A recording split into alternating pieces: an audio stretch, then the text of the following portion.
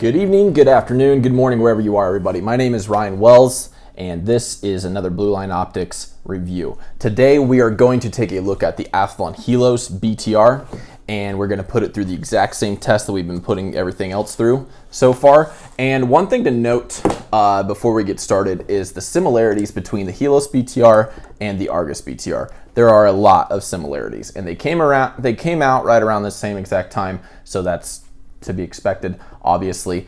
Both were built to make a feature-rich and high-quality rifle scope for under $1,000 and to make it, affordable for most people to buy rather than having to shell out $3,000 to buy like a Razor HD or something like that. Well, a Razor HD costs $2,000, but you get what I mean. Shelling out a lot of money to spend on a rifle scope.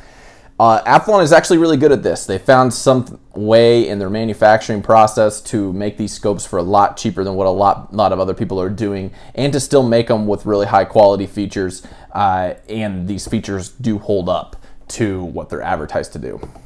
One key difference between the Helos and the Argus is the locking turrets feature here. So if you take a look at this, in order to adjust your turret, you have to pull it up and then move it like that. Then push down and it locks. And that's the same for the Windage turret here. And then it locks. Pretty cool, right?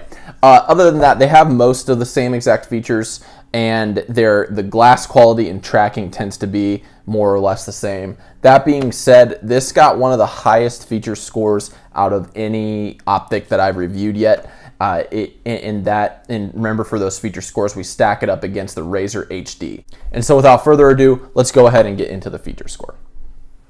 Now, like I already mentioned, the Helos features is probably one of the things that stands out the most about the scope.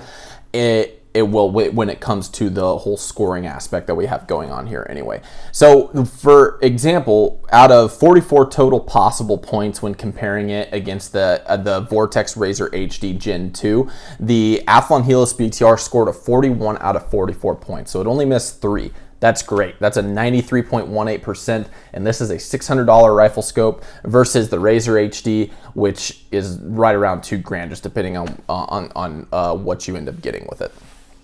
So we'll go ahead and go through just the stuff that it did miss, because it didn't get a perfect score. It got a 41 out of 44, so we obviously want to know what it missed. The only two things that I took points off for was the 34 millimeter tube diameter, which the Razor HD has. This the Helos, whether you get the 8-34 magnification model or the 6-24 magnification model, you will end up getting a 30 millimeter tube diameter. So I took a point off for that. And then also the edge-to-edge clarity. The Vortex Razor HD Gen 2 has edge-to-edge clarity. The Helos BTR does not. Okay, so and don't let that deter you necessarily. It's kind of rare to find that edge-to-edge clarity in rifle scopes, and you tend to pay a lot of money for it. Like, for example, the Athlon Cronus BTR has that edge-to-edge clarity, right? And that's an $1,800 scope. That's the cheapest I've seen one with edge-to-edge clarity in it. Other than that, the Helos stands up right next to the Vortex Razor HD in terms of features. Okay, so it's got for example, the Razor HD has a precision zero stop system. That's called their LTEC turrets, and that's for both the elevation and the windage adjustment turrets. And I go ahead and just give the Helos the full 4 out of 4 points for that, because it has locking elevation and locking windage turrets. Not to mention, it's got the side focus parallax adjustment. It's got extremely high quality turret tracking system, which is one of the things the Vortex Razor HD does advertise. It's got a first focal. It is a first focal plane reticle rifle scope. Excuse me. It's got an etched glass reticle, an illuminated reticle. It features HD glass or ED glass, I should say. And also, one thing to note is that you can get this in multiple models. So you can get the 6-24 magnification, which this is, or you can get the 8-34 magnification, which is its bigger brother or sister, whoever you are. And the 8-34 magnification will feature a 56 millimeter objective lens, whereas the 6-24 millimeter features a 50 millimeter objective lens. So I went ahead and gave it a 2 out of 2 score for that. But just keep in mind, if you get the 6-24 magnification, it's a 50 millimeter objective lens, not a 56 millimeter objective lens. One other note there that I wanted to make is on the elevation and windage adjustments. So the Vortex Razor HD has a 28.5 MRAD total elevation adjustment. The Helos has an 18 mil or MRAD elevation adjustment, but that's on the 6-24 magnification. If you get the 8-34 magnification, it has a total adjustment of 13 mil. Okay, and that's for both the windage and the elevation adjustment. Now, that is presumably just because it's at higher magnification. When it has that higher magnification, you have less room to move around there. And since this isn't a 34 millimeter tube, you know, you got to make up for that space somewhere, I suppose. So that was one drawback of it that I wasn't a huge fan of, because you get that extra magnification, which you obviously want to use to be able to see farther out and shoot farther out, but you're not getting that extra elevation adjustment. So it kind of doesn't defeat the purpose, but it's not ideal. I would stick with the 6-24 millimeter or the 6-24 magnification for the to keep the 18 mil elevation adjustment. That being said, the windage adjustment beat the windage adjustment on the Vortex Razor HD in both the 50 millimeter objective lens and the 56 millimeter objective lens models. 56 millimeter had 13 mil, 50 millimeter had the 18 mil. So I gave it a 3 out of 2 points for that. Okay, so overall, again, like I said, that's 41 out of 44 points total, and that gives it a 93.18%, so a solid A. So without further ado, let's go ahead and check out the tracking tests. Now, as you'll remember with a tracking test, what we do is we do the standard vertical tracking test where we measure where we start it at 0, and then we go up to 2 mil, 4 mil, 6 mil, 8 mil, and then back down to 0, and we measure how far off this tracking ends up being, just depending on where it lands versus where it's supposed to land. And then we go ahead and we do a shot group tracking test, just to kind of give it a little bit of a realistic and real-time feel there, to kind of see how it performs when you have to use it in like an under pressure situation. Now, the vertical test, it did not go more than 0.2 mil off of where it was supposed to hit. So that was really good. That was really reassuring. What that ends up giving us is an average off of 0.08. Okay, so not even an average off of one click, because the turrets here are just one click, or they're 0.1 mil per click, right? So that's really good, and it was really reassuring to see that, because when you see a low price scope like this, you tend to think that it's going to be tracking pretty bad, but it really doesn't. I mean, it was on average, or the average tracking is under a 0.2%, or sorry, under a 0.3% tracking error out of any of the averages that we saw. So that was really good and very reassuring. Very, very accurate turrets exposed over a long period of time. Now, one thing I will say about that, which we'll kind of get into with the shot group tracking here in a bit. Well, first of all, with the shot group tracking, we got a 27 out of 30, which was a solid 90%. Solid 90% score there, which is actually the best one that we've had so far, but really that one's the one that's more open to human error. So if something does go wrong on that, I would tend to blame my shooting skills rather than the scope performance, to be honest with you. But I still like to do that handheld test just to see how it performs under pressure like that. Now, one thing I will say about that is that at one point in time during the tracking test, it was right around shot group 3 that we did, it lost at 0. I'm not totally sure why, and that could be any number of reasons. That could have been something with the gun. It could have been the rail might have gotten skewed or something like that, you know. So I'm not blaming the scope for it, because that's the only time it happened that we had for the entire test.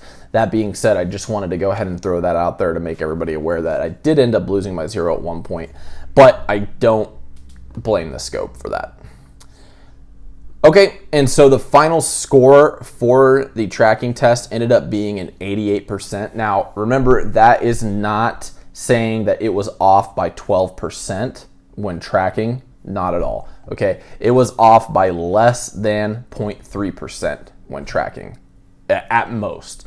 And on average, it was off by 0.08 mil on average. okay, when you average all the times that it was off. And it wasn't even off every time. That's just if you average every single time that it was off, that's the total that you ended up getting. The test that we do here measures how many inches does that translate to when we have that average with the standard deviation of the misses and the difference between the standard deviation of the misses called the standard error. How many inches off does that end up being when you measure it at 1,000 yards, 500 yards, 200 yards, 100 yards, and 50 yards, okay? And then we add all those up and we get the total inches that would be off, and we take that score out of 100. What this does is it allows us to measure this up pretty accurately against a very high performance scope and to get a really good idea about the differences between the scopes, rather than just saying, okay, this tracked better than 0.02%. Okay, well, that sometimes it doesn't really help us if they're all within that neighborhood, right? We want to know which ones are kind of the major differences, and this test helps show that difference there. Overall, the tracking score got an 88%, so that is really good. That's right along those really high-end quality scopes that we're reviewing as well. Okay, so let's go ahead and look into optical quality. And so now we come to the optical quality section, and this is actually the only score that kind of let me down a little bit when it came to the Helos. So it got a 252 out of 335 points possible, which gives it a C. Not that great. Not bad, but not that great. But granted, this is on a test where the only ones that we've seen get an A are the Aries BTR and the Aries ETR. It's an incredibly difficult test to get an A on. And I think for the price point, that actually makes it almost better than what you would expect. And it got about the same score as the Argus BTR. And for scopes priced the way that the Helos BTR and the Argus BTR are, you'd almost expect them to be like a D or an F. If that was where it was, I would say no go, no buy. But considering that it is priced the way it is and it's still scoring around the same that a lot of scopes that are priced almost twice as much as it are going to be scoring, I think that that's actually a really good sign there. So we ended up getting it all the way out to 700 yards before we couldn't read anything else on the Snellen chart or the resolution chart. And other than that, it scored, which is right around where the Argus BTR scored. And other than that, it scored pretty much the exact same as the Argus BTR as well. And that's because I'm pretty sure they use the same exact glass on the inside. All right, and so now we're going to wrap it up with the final score. The Helos BTR ended up getting a 620.64 points out of 748, which gives it an 82.97%. So basically an 83%, which is a solid B. And I think that's very fair for the scope and for the price that you're paying for it. A B scope is pretty good. For $600, it's pretty good.